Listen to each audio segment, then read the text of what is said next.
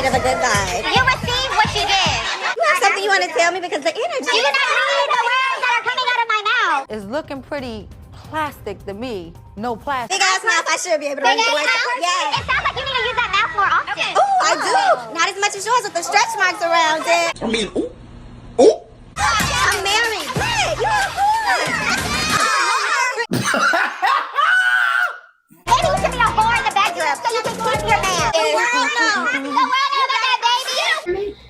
I could never give you a 10. You never get that 10, okay? You can never get that 10. But I'll give you about an 8.5. The only thing that's open after midnight is legs, jail, and the ER. And that's why you need to take your ass to bed early.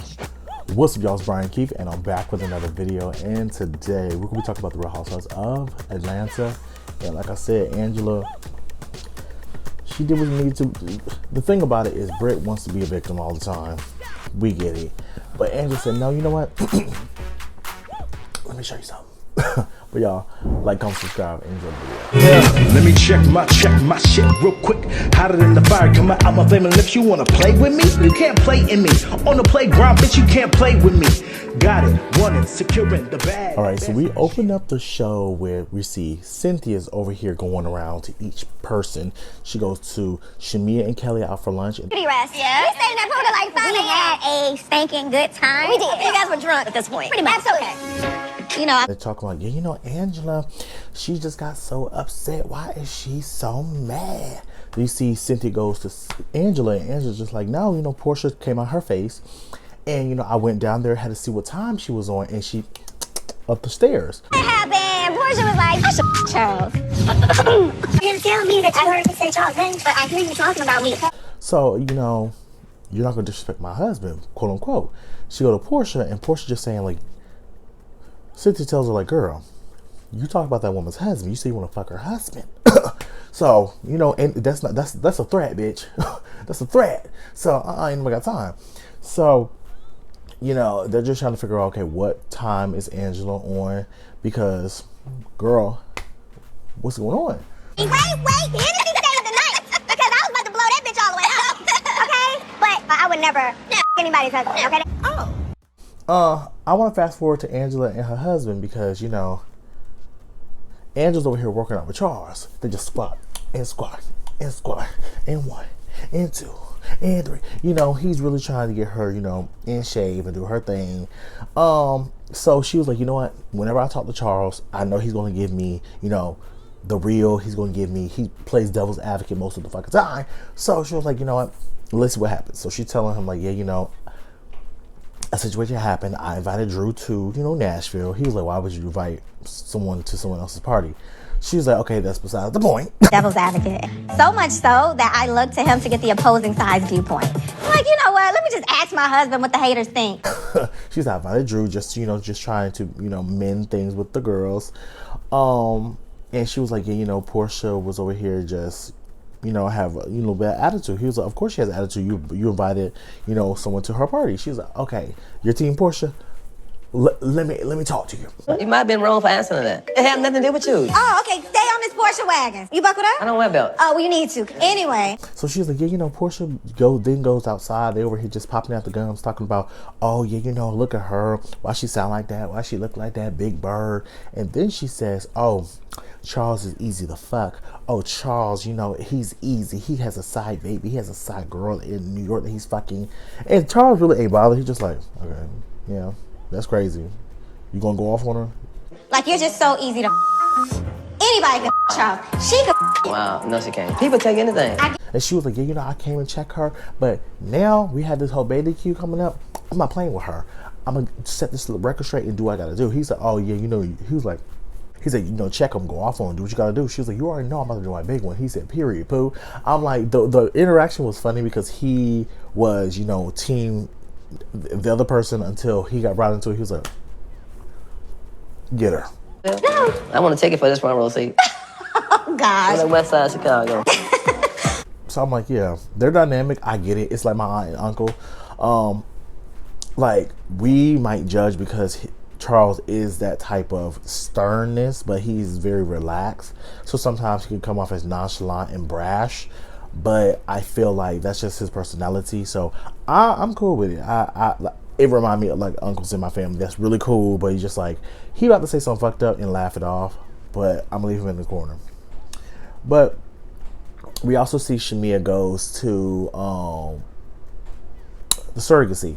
She goes to the surrogacy agency, and we see a potential suitor for, you know, carrying her baby. I pray that everything works out for Shamia with this. I know how hard it was beforehand, just seeing her story and her talking about it. So I just pray for, you know, vitality, health, and, you know, all that. Period. So we transport over to Porsha's house, and you know who pops the fuck up? Dennis. Okay. Person today, and she's gonna come and live with me. But majority of her focus will be taking care of Pilar. I talked to the So, you know, Dennis the Menace pops up, and she's just like, yeah, you know, Dennis, you know, this has been a great time. I just want you to meet the new, what, I don't know the proper name. All right, so I'm in post editing, and I just started laughing because why did I say sommelier? And I'm like, oh, it's, the proper name is a sommelier. Bitch, no, it's not. Y'all, I just had to say that. The proper name is au pair. Of it, but one of my coworkers, she has one to babysit her kids as well. They live into the house, all that. So they meet the girl, and first of all, Dennis and Porsha are doing confessionals together, so it's given we're married, but we're not. So basically the lady will live into the house, and you know, they'll be taking care of Porsha's daughter Pilar most of the time, so she'll be traveling back and forth from Porsha's house to Dennis' house, back and forth. I think it's very beneficial. If I was very, like, let's say in the future I have kids and I'm super busy with work and, like, you know, conquering my goals, I might have to, you know, do that as well, because I don't live near none of my family members. My sister is the nearest person, which she's 2 hours away. My mom is about 6 hours away. My grandma is 5 hours away. My brother is 12 hours away. And my younger sister is 9 hours away. After we meet, you know, the live-in nanny, we go over, and she's like, let me talk to you. She was okay, so what's going on with you? He was like, oh, you still mad about Drew? You pressed about Drew? I said, ooh. You know how I am. Why does somebody else gotta tell me that you're filming on this show? Why did she And he was like, no, nothing going on. She said, okay, but she said, why in the fuck do I get a call from someone else saying that you filming with this bitch? And he's like, well, you know, I didn't really film with her. I just came into a scene that she was at. That was it. Flashback on his ass. He was filming a scene that Drew came into. We gotta knock this out the park, man. This the record she missing. Hey! My whole thing with Dennis is just like, speak blame. Don't play in nobody's face. Even though Porsha irritates the fuck out of my nerves, if she asked you something and said, hey, this is what I would like for you to do as a co-parent, as a friend, at least, can you please respect that?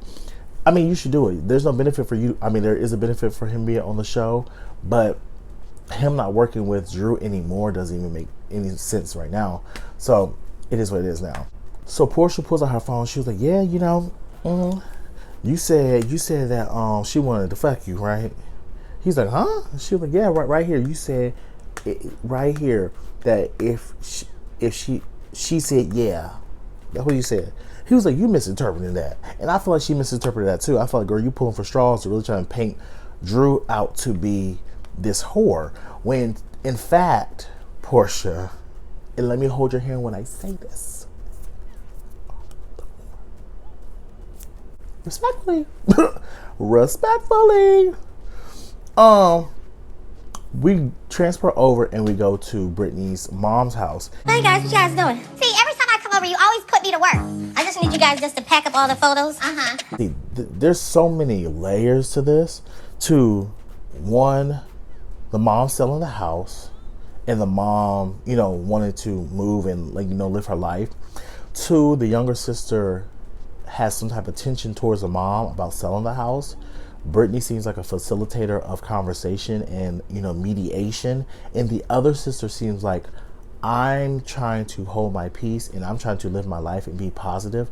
I don't need to be around y'all. Call me if you want. That's it. Now my mom's tired, but her home is a safe haven for my family, for my nephews, for my sisters. And she's like, if I sell the home, nobody can come home. Mom is selling the house and everybody's emotional. And you can see, like, the genuine tears that the sister has. And, you know, it made me feel some type of way, because it's just like, I don't have a relationship with my dad. I don't, like, if anything happened, you know, who knows, you know? And you see people have these close connections with their family members. Like, I get it. And I feel like a lot of people might think like, oh, the daughter is being disrespectful, you know, talking to her mom like that. But at the end of the day, these are two grown-ass women, and they're having real conversation. And sometimes real conversation gets heated. Daddy laid the foundation for all this. How dare you give all his stuff away? Dare he leave me? Hey, he died. All right then.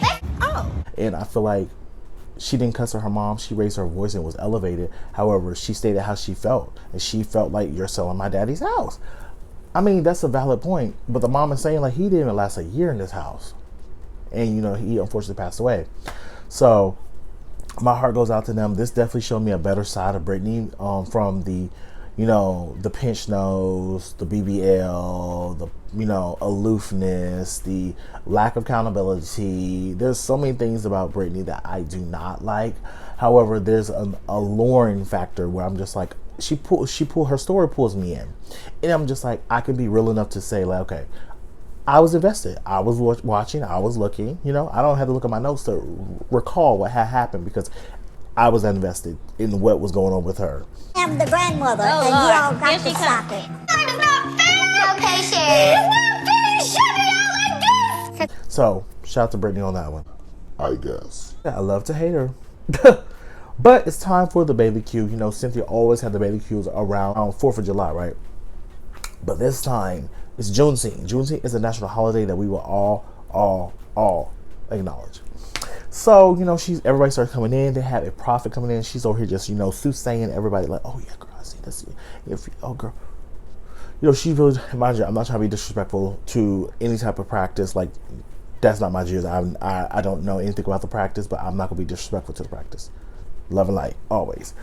So, the girls come in and, you know, Angela comes in her yellow. She looks fire. Britt comes in her green. She looks cute. They all sit down. I think Porsha didn't come on theme. Everybody supposed to come in Juneteenth colors. Porsha didn't come in on theme. Trying to make a moment. We get it. Because, girl, I know you know what the colors were. Shamia, I liked her outfit. I just felt like it gave more costume. But to each his own. It was so cute. So, you know, everybody sat down and, you know, Porsha was like, hi, hello, Angela. Angela was like, she let her by because she was like, girl, I'll give her nothing. Kelly was like, Angela, how are you doing? What's going on with you? And Angela's just like, girl, I'm in need of a good vibe. And Britt's then like, you receive what you give. You receive what you give. Houston, snatched it. I'm in need of a good vibe. You receive what you give. Let's talk about it. What's happening? And Angela already peeped it like that. She's like, girl, what's his energy? What's going on? She was like, no. She like, you receive what you give. Do you not read what's coming out of my mouth? What's coming out of my mouth? And Angela's just like, girl, yeah, that big mouth that you have, yeah, I receive it. I hear it. I heard it. Yeah, I got you. And she was like, my big mouth, my big mouth. She was like, what about your mouth? Maybe you should use your mouth more. Cause you know, they were alluding to the fact that old girl was, you know, doing the deed with her husband like that, not sexy time. That big ass mouth, I should be able to read the words. Yeah. It sounds like you need to use that mouth more often. Okay. Ooh, I do. Not as much as yours with the stretch marks around it. So she was like, oh, really? She was like, okay, but you're the one with stretch marks around your big ass mouth. And then Britt stands up. Britt's like, stretch marks? Stretch marks? I'm like, Britt, you remember what happened last time you wanted to get rowdy? Someone blows you. She was like, yeah. She was like, girl, you got stretch marks around your mouth, girl. You're a whore. You're a whore. You got mouths on your mouth. I'm married. Britt, you're a whore. Because y'all thought old girl came in love and light. Y'all thought that, oh, you know, Angela, she's just going to be real cool, calm, and collected. I did too. I ain't going to hold you. No, Angela got you a bump offer and she put you back down. Like, Angela wasn't holding none for none of them. I was here for it. After they calmed that down, they all played the game. But then, you know, Cynthia was like, hey, let's take you and Porsha backstage and let's, you know, go in this room and try to talk things out. Married to the last 8 years. The world knows. The world knows about that, baby. The world knows about you anymore. You know, we told you. But what happened at 3 o'clock in the morning? So they sit in the room and Angel's just like, okay, so I didn't like the fact that you already said you want to fuck my husband. And she was like, well, girl, I really didn't say that. It was like, you know, we were over here kicking with my girls, having a good time. We just saying stuff just to say stuff. And she was like, okay, I get that. But however, you disrespecting me in my marriage, I don't like that. Like, nothing about that is cool or funny. You had something to say, but when I came to you, you wanted to run away. Somebody brought up something, and I was like, yeah, what's with Angela? Why does she always bring up her husband to me? But you were the person who said you Charles. Girl, no. Blame it on her. Girl, no. Girl, yes. Girl, you were on tape saying this. Ain't that what Nene said? Like I said, my whole thing with Porsha is just like, Porsha, you keep on saying, I'm sparing the girls. I'm not about to give it up. I'm not really going to go there with the girls. No, go there with the girls because that's what we came here to see. Angela's going there. Angela said, okay, like, Porsha, like, you really showing that you really not giving it up. Like, please. So, they ultimately come to amends. Like, you know what? It's not that deep. We'll figure it out.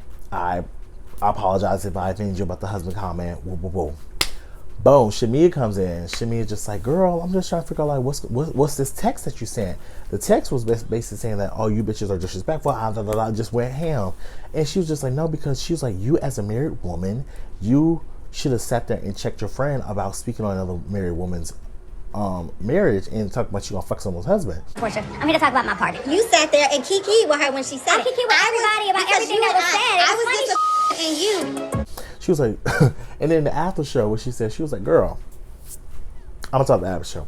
So Shamia was just like, she was like, we were just joking, we just kikiing, like, it was not that serious, and like, you know, it was what it was. Like, I don't know why you're so upset about it. I'm just like, Shamia, I want to like you so bad, but the problem I'm having with Shamia is the fact that you're not understanding that she felt disrespected. And you're like, well, why are you holding me to the fire? I'm holding you to the fire because you want to make an analogy about, oh, well, I thought it was funny. I laughed at a funeral that my uncle, he was dressed as a preacher and we never went into the church. Like, girl, what does that have to do with the price of tea in China? Nothing, bitch. I'm talking about her talking about fucking my husband. Bitch, that's a threat. I like laughing. I think it's healing. I mean, hell, I laughed at my uncle's funeral because they buried him looking like a pastor and he never stepped foot in a church. An actual threat.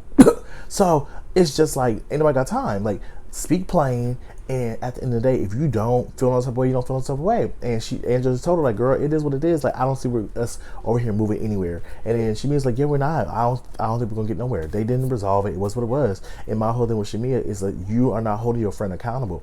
The detriment to you will be your best friend. Your best friend will get you in too much shit. I could have took if Shamia was like, you know what? I told my best friend behind closed doors, like, girl, that was funny, but, you know, obviously that's upset the girl. Like, you saying stuff like that, especially with the reputation you have, is not cute. But Shamia don't want to go there. And Shamia, you're going to have to go there. Because if you're trying to be a friend to her, you can't not check your friend or say some shit like that. You know what, now I don't really think the conversation is necessary because it's going to lend itself to something that is not good. Yeah, we're okay to disagree. That's just basically where the episode ends, you know. We see the mid-season trailer. I already did my review on that. If you haven't seen the review, click right here to see that review.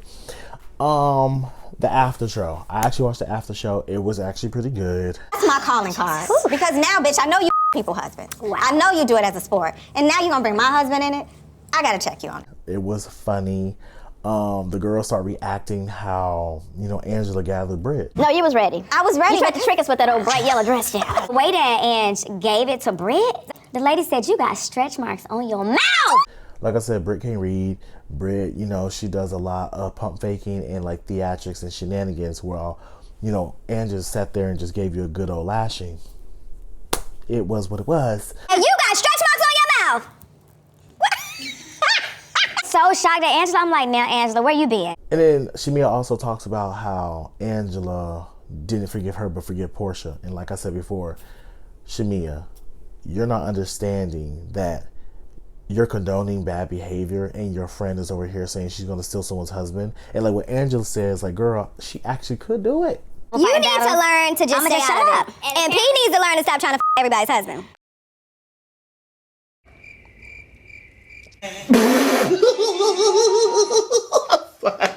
Not saying that Charles is easy to take, but the girl has shown that she steals husbands. So what are we doing? So this episode was definitely a good episode. I was laughing. It was well informed. It taught us a lot about the new girls. like I said before, I feel like the new girl's about to take it. In the park, I thought we had a heart-to-heart. We was getting to know each other. We have similar family backgrounds, and then she switches. The lie detector test determined that was a lie. All right, so I have to speak on this before I end the video. Britt basically says in the after show that, you know, Angela switched up on her. But when we watched the episode and when we watched their interaction when that battle happened, didn't Britt antagonize Angela? Or am I fucking lost? Didn't she say, do you hear the words that are coming out of my mouth? Blah, blah, blah. Like I could have sworn, maybe I'm wrong, but I feel like Britt is trying to play the victim card and she does it too much. And that's one thing that she does that pisses me off every time. I'm like, how are you the victim in a situation when you wanted to pipe up and then got shut down? Girl, you are out of your league on this one. Literally. You receive what you give. I think the prophet might have been spot on a little bit. What do you think? Read the words that are coming out of my mouth. Then she switches. Bitch, what type of wacky clown shit are you on? I'm here for it. I'm like, please, give us what we need. But y'all, that was it. Let me know what you guys think. But y'all, like, comment, subscribe, and I'll see you guys in the next video. Peace. Brian Keith, LG, Black View. Bet you didn't know we the Holy Trinity. Now let a God stop at y'all and break your head here. Step into the room and get up in the bed. It tastes sweet, that's cause I'm good. It tastes sour cause I'm better than the hood. Cause I get you hyper when I'm running all around cause I excite ya.